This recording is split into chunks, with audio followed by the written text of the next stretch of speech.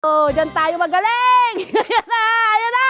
Basta pagkain, hindi tayo nauubusan ng ideas, hindi ba? Gaya na lang ng ating dessert or dessert drink na gawa po sa paborito nating mangga. Makikipagkwentuhan po sa atin this morning ang nakaisip po nito. Si Miss Joshelle! Ang ganda ng pangalan, Joshelle Quinones, na may-ari po ng store ng Mango Graham Shake! Hi po. Good morning! Good morning po, Miss Ayan na, Love. Miss Joshelle. Ang ganda naman ni Miss Joshelle. Parang artistahin din. Thank you po. Yeah, beautiful. Miss Joshelle, wow, 300 stores na kayo? Yes, ma'am. Wow! All over the Philippines ba Yes ito? po. Ano ba ang mission mo? Makarating ng ibang bansa? Hopefully, ma'am. Yeah! Galing! Siyempre, nung nag-start kayo, isa muna. Opo. Magkano yung pinuhunan nyo yun? Saan yung pinakaunang store ninyo? Doon lang po siya actually sa labas ng bahay namin. Sa street lang po kami. Naka-tent lang kami and table. Yun lang po yung first setup namin doon, way back 2018. Tapos ang initial capital ko lang po noon, Miss Love, is 15,000. Wow! At pinatubo hanggang sa nagkaroon na siya ngayon ng 100 stores. Sigurado po ito, yung ating gagawin ngayon, pasok sa panlasa ng Pinoy.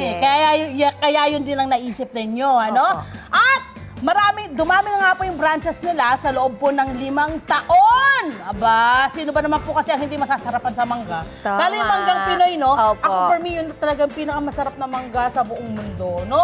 Miss Joshelle, syempre ang tanong ay, saan nanggagaling ang inyong mangga?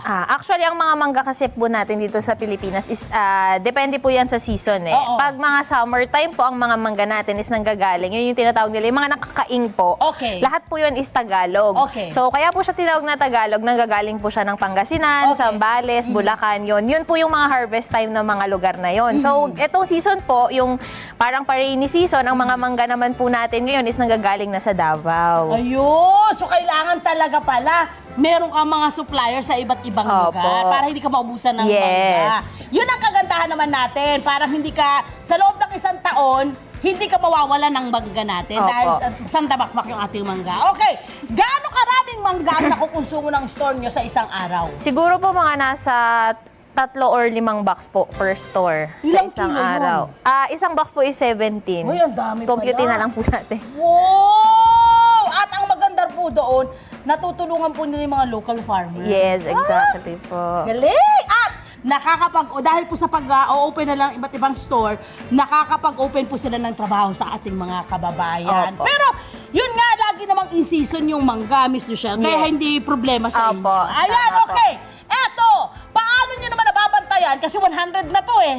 Yung quality ng product ninyo sa iba't ibang yung branches, ano yung mga discarding ginagawa ninyo? Syempre po, yung mga franchisee namin, yung mga kumukuha ng mga brand, ng product sa amin, tinitrain namin ng maayos. Kasi syempre, lahat naman po tayo, syempre, especially mga business owners, di ba? Gusto nila na quality yung ibebenta nating product para babalikan tayo at tatangkilikin tayo ng tao. Kasi syempre, kung sa umpisa ka lang magbibigay ng magandang product, tapos pagbalik ng customer, hindi na po maganda, syempre, hindi na babalik sa inyo yung customer, mawawala yung trust na ginigay natin sa customer. Best sellers natin, ano yung mga best sellers Syempre natin? po, Mango Overload. Yan! Mukhang sandabakmak nga yung mango. Kasi talagang yung inyong shake, nilalagyan nyo pa ng mga buo-buong mangga. Yes, fresh mango. Hindi lang siya yung shake lang mismo. Opo, yes. Ayan! So, umpisahan na natin. Eto, dito tayo sa gilid. Nandito tayo. Kasama natin si ate. Anong pangalan ni ate? Iset po. Hi, Iset! Good morning sa'yo! Good morning sa'yo, Iset! Okay, ikwento mo sa amin at sa ating mga nakikinig po sa Love, Tony Pet and Everything.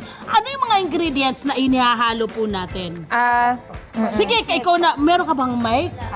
Ikaw po ang magkwento mo. First po, ang nilalagay natin is yung ating milk. Ayan, may milk tayo. So, maglalagay po Anong tayo klaseng ng milk yan? Condensed milk po ito. Condensed milk. Yes. Okay. Milk po ito. Okay. Ilalagay natin siya dyan. Oo. Tapos parang may mga mangga-mangga yung milk nyo. Actually, ano po siya eh. May mga concentrated siya. May mga hinahalo na po kaming secret ingredient. Ano nyo? Okay, hayaan mo na. Huwag mo na isama yun. Siyempre, yun naman po ang kanilang sekreto. And syempre, hindi po mawawala yung ating fresh Grabe, daming mango. mangga. Okay, Opo. fresh na Kailangan mangga. talaga po is malalasahan ng customer natin yung mangga. Uy! Lalagyan natin siya. Parang, pwede bang sabihin yan or hindi pwedeng sabihin Ano yan? po? Kasi yung kanilang mangga ha, yun ang gusto ko pa rin pala itanong para hindi masira. Anong ginagawa Frozen niya? po siya. Diba?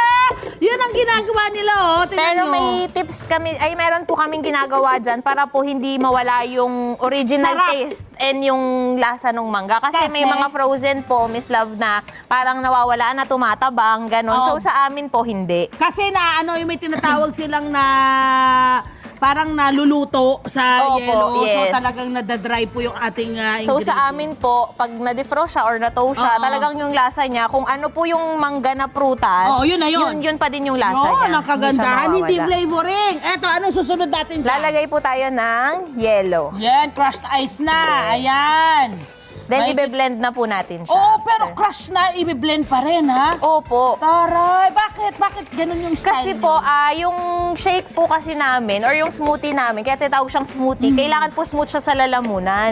Wala po tayong mahihigop na, alam niyo yung pag uminom ka po ng shake, yung may makakagat kang buo-buong yelo. oo. So sa amin po talaga, creamy. Parang pag inano mo siya, pag kinain, pag sinip mo siya sa straw, tunaw agad pagdating sa bibig. Ganon ba yun? Para po siyang, Matutunaw. yung tunaw na ice cream, yung consistency niya, creamy po siya. Ganon po. Taray! Ayan na! At nakita nyo naman, napaka-rich nung kanyang, nung kanyang flavor. Kasi nga, nakita nyo kung gaano karami yung, manggang nilagay Opo. niya.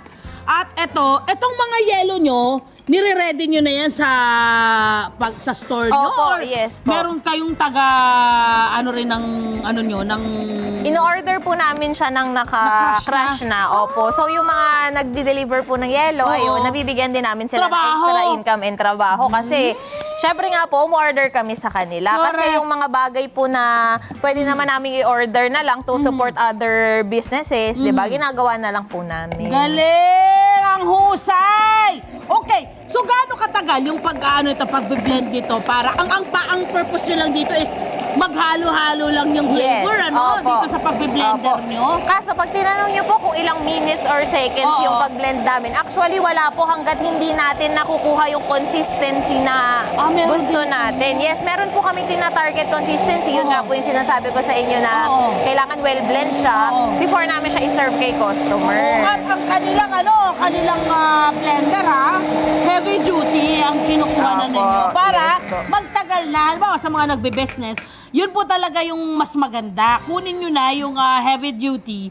para tumagal din. Pero Miss Love, nung nag-uumpisa kami, yung mga Of ano course. talaga. Yung mga blender nyo lang. Oo, Sa bahay. pinagtsatsagaan namin yun, Oo. Miss Love. Kasi syempre nagsisimula ka ng business, pero yung medyo nakaluwag-luwag na. Alam mo nang gagawin. Yes, Kasi dun- masisira agad Opo, diba? yes po. So hindi pa po tapos, hinalo ulit dahil hindi pa nila nakukuha yung consistency na gusto nila. Buti alam na ng trained na yung Yes, mga staff opo. na ito dapat ang consistency Opo, niya. hindi po nila pwedeng i-serve yun kay customer na Oo.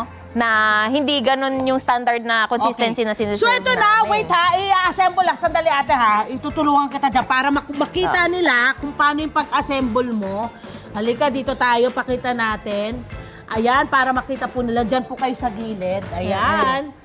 Pakita nyo po para makita. Sige, ano yung inilalagay nyo una doon po sa inyong So, lalagyan? bukod po dun sa fresh mango na nilalagay namin sa smoothie namin, nilalagyan din namin siya ng mango syrup. Okay. So, itong mango syrup is gawa din po namin yan, made Okay. from real mangoes din, Oo. pero may mga added na po siya. Nilalagyan po namin yung shake para po Amoy additional flavor. Wow! Grabe! Parang concentrate. Yes, opo. Ayan, sarili nyo ng yan? Yes po. Okay, and then pagkatapos mo lagyan ng concentrate Isasali na po namin yung smoothie na ginawa Yes. natin. Then, Grabe, ang pino talaga. Naka-close up nyo yung Ang pang-pino talaga ng yelo. No, nakikita nyo yan, napaka-pino. So yung ganito, ilan ang nagagawa nyong parang mga smoothie sa maghapon na pagbebenta ninyo? actually, pag mainit po talaga yung panahon, hindi kami bumababa ng 100 cups per day po. Ate, kasi natatakpan, sayang. Akin na. Para mapakita natin! Okay, yan na. Tapos po, Miss Love, lalagyan natin siya ng crushed graham sa gitna. Yan, okay, may crushed graham. At ang dami rin ng graham. Yes. Overload po Grabe. talaga siya lagi. Oo. Dapat po overload talaga Tapos, siya. ano yung susunod mo riyan? Lalagyan ulit? Yes, pupunuin na po Ah. natin siya. And hindi pa po dyan natatapos yun. Pag napuno natin, meron pa po tayong ilalagay na twist sa kanya. Ayan. So, hindi na lugi-lugi. Magkano yung isang ganyan, my love? 2 for 120 pesos lang po Okay. siya. So, parang lumalabas 60 pesos lang po Ay, isa. ang mura. Yes, sobrang affordable po talaga niya. Ang mura mo, my love. Ayan na. So, ilalagay na ngayon yung ating, anong sorpresa? Yes, syempre lalagyan natin siya ng fresh mango bits Ay, grabe. sa ibabaw. Why Kailangan not? overload din siya, madami din po talaga. Oh, why not? Oh, ay! May pa ganon! Yeah. Hindi pa dyan natatapos, Ay, Miss di pa Love. tapos? Yes, Ay. meron pa po. Oh, so nilagyan na po nila ng fresh na hiniwa-hiwang mga mango bits, okay? Ang susunod ay, Ang dami pinakalas kinukuha po ni ate. natin is lalagyan natin siya ng vanilla ice cream sa ibabaw. Hey! Wow! Ate, wala nang bukas? Nakita niyo naman, oh! Ang dami! Yes. For only 60 pesos! Diba? Anong, gusto kong malaman kasi sa 100 stores na meron kayo, anong, kumbaga, kaligayahan ang nababalik sa inyo na makuha mo yung naka 100 stores ka na nationwide? Actually, mas happy po kami kapag nagiging happy yung mga customer namin. Kasi kagaya po nung naging reaction nyo, ganun lagi yung mga nagiging reaction nila. Grabe, ang sarap, tapos sulit. Correct, oo. Talagang sulit na sulit siya. Kasi alam nyo naman po ngayon, di ba, tumataas na yung mga bilihin Correct, natin. oo. Tapos yung sa amin po, nami-maintain namin na yung quality and yung siniserve namin, hindi talaga namin tinitipid. Paano o yun na nga, gusto kong tanungin kita doon. Paano na yun eh? Di ba kasi nagtataasan ng mga bagay-bagay. Anong ginawa nyo para hindi pa rin mawala yung masarap na lasa ng inyong product? Actually, kasi sa costing po na ginagawa namin, pasok na pasok pa din po talaga siya kahit na tumataas yung mga bilihin. And at the same time, syempre po, meron na rin kaming sariling kami na yung gumagawa ng mga ingredients na nilalagay Yun. namin. So, mas mura namin siya nabibenta sa Kasi franchisee. sa inyo na. Yes, Kumbaga, opo. sarili nyo nang gawa. Okay! Eto na! Saan kayo pwedeng makita, mapuntahan, makapag-order? Yo, go for it. Sabihin mo na sa kanila.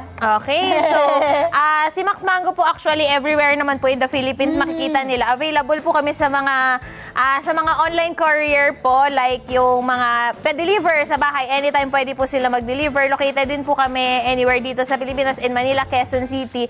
And available din po kami, Miss Love, sa franchise. Ayan. So sa mga gusto pong mag-franchise, you can send us a message po sa aming Facebook page, Max Mango Main Branch, and sa aming Instagram, which is maxmango.ph. Yeah. So, assist po namin sila for those people po na gustong mag-start ng business nila. Especially yung mga refreshment po. Yun! Hindi na kayo problema. May support! Miss Joshelle and Mama Iset. Ayan. Maraming salamat sa pagbisita niyo po sa Love to Independent Rosa. Abangan namin yung mga bago ninyong flavors. Yes. Yun na.